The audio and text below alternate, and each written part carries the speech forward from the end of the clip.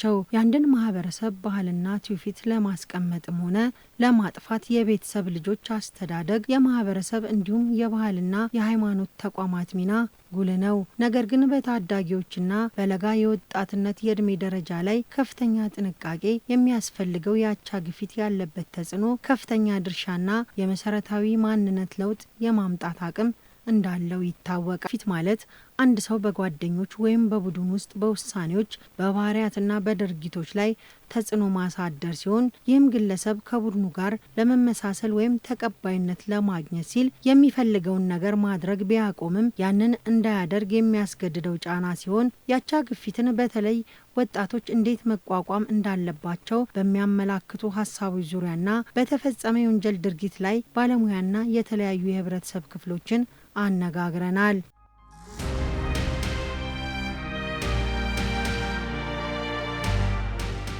የአቻ ግፊት አዎንታዊም ሆነ አሉታዊ ሊሆን ይችላል። ያነጋገርናቸው አካላትም ስለ አቻ ግፊት እንዲህ ገልጹታል። አቻ ግፊት የምንለው ያው በብዛት ወጣቶች ላይ ወይም ደግሞ ሌት ቻይልድሁድ ላይ ያሉ ልጆች ላይ የሚታይ ነገር ነው።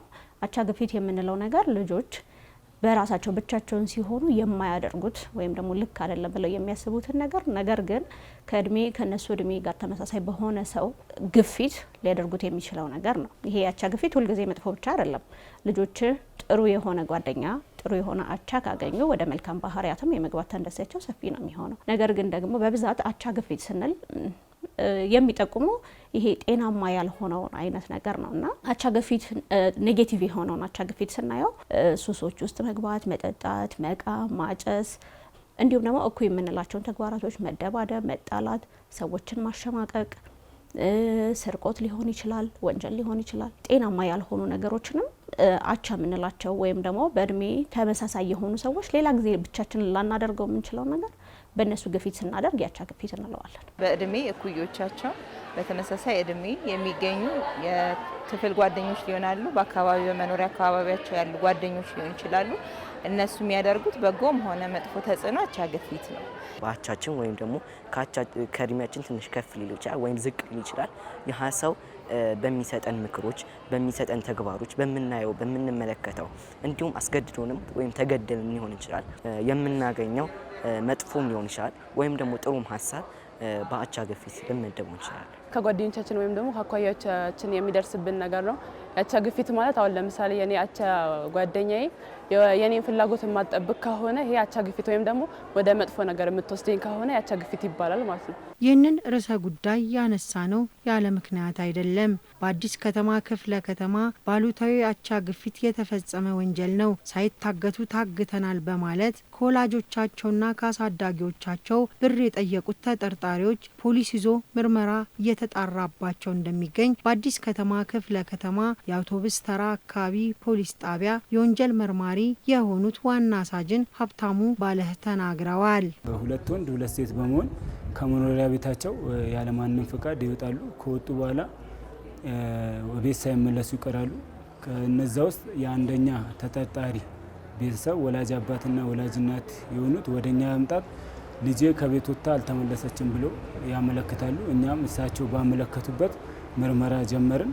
በነጋታው ወደ አንደኛ ተጠርጣሪ ወላጅ አባት ስልክ ይደወላል። ስልኩም የተደወለው ከተጠርጣሪዎቹ ነው። በአንደኛው ወንድ ተጠርጣሪ ነው። ተደውሎ ልጅ የምትፈልግ ከሆነ 500 ሺህ ብር እንድታመጣ የሚል ይነገረዋል። እሳቸውም ይህን እንደተነገራቸው ወደኛ ይመጣሉ። 500 ሺህ ብር በጥሬ እንድታመጣ በጥሬ ገንዘብ እንድታመጣ ብለው ይነግሩታል።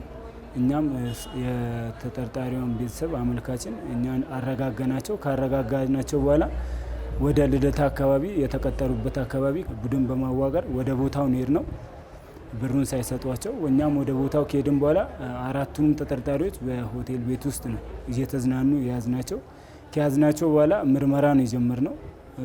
ወደ ፖሊስ ጣቢያ አምጥተን ምርመራ ነው እያካሄድን የምንገኘው። አብዛኛውን ጊዜ በጉርምስና እድሜ ላይ ያሉ ልጆች ከአቻዎቻቸው አንሰው መታየት አይፈልጉም። በዚህም የተነሳ በቀላሉ ተጽዕኖ ውስጥ የመውደቅ እድላቸው ከፍተኛ ነው። ወጣቶች ለምንድነው በአቻ ግፊት ጫና ውስጥ ወይም ተጽዕኖ ውስጥ የሚወድቁት ብለን ስናስብ ብዙ ምክንያቶችን መግለጽ እንችላለን። ስነልቦናዊ ምክንያቶችን መግለጽ ይቻላል፣ ኢኮኖሚያዊ ምክንያቶች መገለጽ ይችላሉ፣ ማህበራዊ ዘርፈ ብዙ ነው ጉዳዩ። አንደኛው ነገር ልጆች ይሄ የሆነ ቡድን ውስጥ የመሳተፍ ፍላጎታቸው ተቀባይነትን ማግኘት ይሄ ህፃን ነው ይሄ ፋራ ነው ላለመባል ሲሉ የሆኑ ሰዎች እንዲወዷቸው እንዲቀበሏቸው ካላቸው ፍላጎት የተነሳ ነው። ይሄ በራሱ ደግሞ ለምን ልጆች ያንን ፈለጉት የሚለውን ነገር ማየትም ያስፈልጋል። ለምንድነው ተቀባይነትን ማግኘት የፈለጉት? ለምንድነው አፕሩቫልን ከሌላ ሰው የሚፈልጉት የሚለው ነገር ደግሞ ራሱ ስነልቦናዊ ትንተና ይኖረዋል። ምክንያቱም ምናልባት ቤተሰቦቻቸው ልጆቹን የማያደምጧቸው፣ የማይሰሟቸው፣ የማይቀበሏቸው ሲናገሩ ጀጅመንታል ከሆነ ቤተሰብ የሚፈርጅ የሚረዳና የሚያግዝ ሳይሆን የሚፈርጅ አይነት ቤተሰብ ከሆነ ከዛ ነፃ ሆኖ ለጓደኞቻቸው እንዲያደረኩ እኮ ብለው መልካም ያልሆነን ተግባር እንኳን ሲነግሩ የሚቀበሉበት ጀጅመንታል አይደለም። ተቀባይነትን ለማግኘት፣ ተወዳጅነትን ለማግኘት፣ ተደማጭነት እንዲሁም የሆነ ሰው ቡድኖች ጋር ለመግባት ካላቸው ፍላጎት የተነሳ ያንን ያደርጋሉ። አዶለሰንስ ወይም ወጣትነት እድሜ ላይ እሱ ደግሞ ፉሊ ዴቨሎፕድ አይሆንም። ስለዚህ እዛ እድሜ ላይ ከምክንያታዊነት ይልቅ ስሜታዊነት ጎልቶ የሚመጣበት ጊዜ ነው። ስለዚህ ያ በራሱ ካልታረመ ካልተገራ የሚመራው አካል ካላገኘ ስሜታዊነቱ ጎልቶ ይመጣና በዛው ልጆች ከሌሎች ጫና ስር የመውደቅ ሁኔታ ይኖራቸዋል። አፍላ ወጣት አፍላ እድሜ ላይ ሲደርሱ ከቤተሰቦቻቸው ከአካባቢው ማህበረሰብ ኢቭን ከመምህራቸው በተሻለ ጓደኞቻቸው ወይም የእድሜያቸውን በደንብ የመስማት እነሱን የመከተል ባህሪዎችን ይታያሉ። ጓደኛ ምርጫ ላይ ባለመጠንቀቃቸው ምክንያት የተነሳ ወይም ደግሞ ከነሱ ህብረት ላለመነጠል ወይም ደግሞ ፋራ ኋላ ቀር እንባላለን በሚል ስሜት ወዳልተገባ ባህሪና ወዳልተገባ ሱሶች ውስጥ ይገባሉ ማለት ጓደኞቻቸውን በማየት ትዝ ይለኛል። መመረቂያ ነበርና ልጆቹ ሊመረቁ አጎቱን ሱፍ መግዣ ብሎ ብር ይልክለታል። ከዛ ያ ብር እንግዲህ ውጭ ነው የሚያድሩት ልጆቹ። እኔ እስከ 6 ሰዓት ነው አድረው እንደገና እዛ ሰማ አይ አሁንም ብሩ ጠፋብኝ ብለህ እንደገና ብር እንትን ብለህ ከናት ተቀበል ሲሉት እኔ በአይኔ ያጋጠመኝ ነው። የዛኔ ምንድነው አልኩኝና ምን መጣብኝ፣ ወላጅ ልጆቼ ይማሩልኛል ዩኒቨርሲቲ ገብተዋል ብሎ ያስባሉ ብዬ የሆነውን ነገር ሳይ እኔ በጣም ነው ሾክ የሆንኩት። ይሄ ያቻ ግፊት ማለት ይሄ ጊዜያዊ ይሄ ቴምፖራሪ ፕሌዠር አለ ጊዜያዊ ደስታ ያን ነገር ነው። ማንረዳቸው ከሆነ ከፍ እያለ በሚሄዱ ሰዓት ለምሳሌ ከቤት ውስጥ ሲያጡ ወደ ውጭ ይሄዳሉ። ወደ ውጭ ሲሄዱ ከጓደኛ ጋር ይመካከራሉ። እንዴት ላድርግ ይላል። ጓደኛ እርስ በርስ ሲመካከር በነገራችን ላይ ያጠፋልም ያለማልም። ውጭውም ላይ አሁን አንዳንድ አካባቢዎች ላይ በብዛት ልጆች ተሰብስበው አጓጉል ነገር ሲያደርጉ ታያለሽ። አንደኛው ወላጅ ልጁ እንደዛ ሲያደርግ ሲያይ ልጁን መምከር ቢችል ወይ ራቅ ቢያደርገው ከአካባቢዎች ላይ ቤት ውስጥ ሲጎልባቸው በነገራችን ላይ ውጭ ላይ ለመስረቅ ይሄዳሉ። ሲሰርቁ ደግሞ ዝም ብለው የማይሰርቁ ሰው ይገላሉ፣ መጅራት ይመታሉ። መጥፎ ነገር የሚያደርገው ደግሞ ያው አብዛኛው ሱስ ሲኖርብሽ ወደ መጥፎ ነገር ትሄጃለሽ። ስለዚህ መጀመሪያ ሱስ ላይ እንዳይገቡ መጀመሪያ መጠንቀቅ። እንደዚህ አይነት የአቻ ግፊት ተጽዕኖች ወደ ተለያዩ የህይወት መንገዶች የሚያስገቡና ብዙ ለውጦች የሚፈጥሩ እንደሆኑ ግልጽ ነው። ቢሆንም ግን የአቻ ግፊት ከፈጠረው ከዚህ አሉታዊ ተጽዕኖ የሚመለሱበትን ሳይንሳዊና ሃይማኖታዊ ምክሮችን በመጠቀም ወደ መደበኛ የህይወትና የኑሮ ዘይቤ እንዲመለሱ ማድረግ ለሀገር የሚሰጠው ጥቅም ከፍተኛ ያደርገዋል። በስነ ልቦናው የምናከማበት የራሱ የሆነ ሂደት አለው። ያው ከልጆቹ ጋር ጤናማ የሆነ ግንኙነት ከመፍጠር እንጀምራለን። ስነ ልቦናው በራሱ ይሄ ካውንስሊንግ የምንለው በራሱ የመጀመሪያው ስቴፕ ልጆች እንዲያምኑሽ ማድረግ ነው። ልጆች ደህና እንደሆኑ እንዲያምኑ ማድረግ ነው። ልጆች እኛ ጋር ሲመጡ እንደምናደምጣቸው፣ እንደምንሰማቸው፣ ዋጋ እንደምንሰጣቸው እንዲያውቁ ማድረግ የመጀመሪያው ነገር ነው። ያ ሁሉ ሲሆን ነው ከዛ በኋላ ያሉትን መንገዶች ጤናማ በሆነ መልኩ ማስኬድ የምንችለውና መጀመሪያ ያንን ነው የምናደርገው። ልጅሽን እንደ ጓደኛ ቢያጠፋ መክረሽ ተቆጥተን አንዳንድ ጊዜ የጠቀምናቸው ይመስለንና ተቆጥተን እንጀምረዋለን ነገሩን በሙሉ። ግን ከመጀመሪያ ከልጅነታቸው ጀምሮ እንደ ጓደኛ እንደ ሚስጥረኛ ጓደኛ በቃ እኔ የራሴ ሚስጥር አለኝ የምነግረው እሱ የሚነግረኝ ሚስጥር አለ። በሚስጥር ከያሻቸው መጀመሪያ ደረጃ ቢሰርቁ ሰረኩ ይልሻል። መጥፎ ጓደኛ ቢኖረን መጥፎ ጓደኛ አለኝ ከዚህ ክፍል አስወጭኝ ከዚህ ቦታ አልተመቸኝም ብለው ይነግሩሻል። እና መጀመሪያ ቤተሰብ ላይ መሰለኝ መሰራት ያለበት። ቤተሰብ ልጁን እኔ ካቀረብኩትኝ ልጄን ምንም የሚደብቀኝ ነገር የለም። በመንፈሳዊ ነገሮችን ትመልሻቸዋለሽ። ልጄ በነገረኝ ነገር ማራቅ የለብኝም። ባየሁትም ነገር አላርቀውም። ከእንደዚህ አይነት ነገር መጥፎ እንደሆነ ለሱ እንደማይጠቅመው እንደ ወላጅ መምከር አለብኝ። እንደ ማህበረሰብም እያየን ዝም ብሎ ማለፍ ሳይሆን መቆጣት፣ መገሰጽ አስፈላጊ ነው።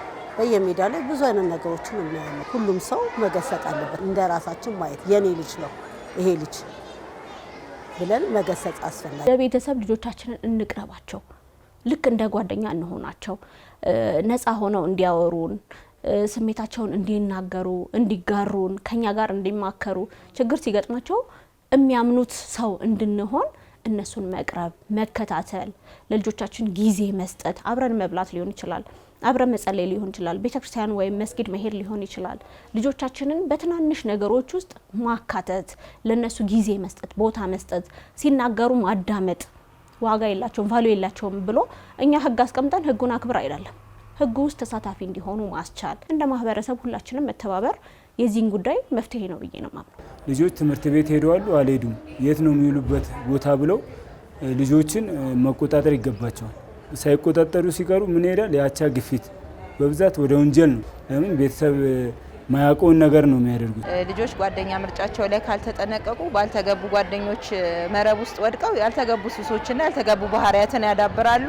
ሀገርም እንደ ሀገር በትውልድ ነው የሚቀጥለውና ሀገርም ብቸኛ ተስፋ ትውልድ ነውና ከሱስ የጸዳ በስነ ምግባር የታነጸ ሀገር ተረካቢ ዜጋ ለመፍጠር ራሳቸውን ጓደኛ ምርጫ ላይ ተጠንቅቀው መርጠው ከጓደኛ የሚመጣን ያቻ ግፊት መቋቋም እንዲችሉ ቤተሰብ ልጆቹ ላይ መስራት አለበት። ግልጽ ውይይት ማየት አለበት፣ ማድረግ አለበት። ማህበረሰብ እንደ ማህበረሰብ የሌላ ልጅ ጉዳይ የኔ ጉዳይ አይደለም ብሎ ቸልተኝነትን ቶታሊ ማስወገድና ተረባርቦ የትውልድን ስነ ምግባር በመቅረጽ ነገ የተሻለች ሀገር ለመገንባት ሁሉም መረባረብ አለበት። አብዛኞቹ የአቻ ግፊቶች በግዴታ ሳይሆን በፍቃድ የሚሆኑ ናቸው። እነዚህ የአቻ ግፊቶች ለመከላከል ይሄ የፍቃደኝነትን ከጥሩ ሰው ጋር አድርጎ ከጥሩ ሰው ጋር የተለያዩ ጽዱ የሆኑ ግንኙነቶችና ጠቃሚ የሆኑ ግንኙነቶችን ማድረግ እንደምንችልና ከቤተሰብ ጋር ያለ ግልጽ ሁኔታ በጣም አስፈላጊና በጣም አሳሳቢ ነው ብዬ አስባለሁ። ጓደኞቻቸው መጀመሪያ ደረጃ ጓደኞቻቸው እንዲመርጡ ማለት ይሄ ይጠቅመኛል፣ አጥኚ ይለኛል ወይም ደግሞ ተማሪ ይለኛል ብለን መምረጥ አለብን። ሁለተኛ ደረጃ ደግሞ እነዚህ የሚገፋፉንን ሰዎች መተው ማለት አሁን ለምሳሌ የአቻ ግፊት እንዲ እናርግ ወይም ደግሞ የሆነ እንጠጣ ምናምን የሚል ሰው ካለ እነሱን መተው ነው። ሌላኛው ደግሞ ወላጅን ማክበር፣ ማህበረሰቡን ማክበር ከዛ ይነሳል። ማህበረሰቡ ወላጁን ሲያከብር ይህንን ተግባር ከመፈጸም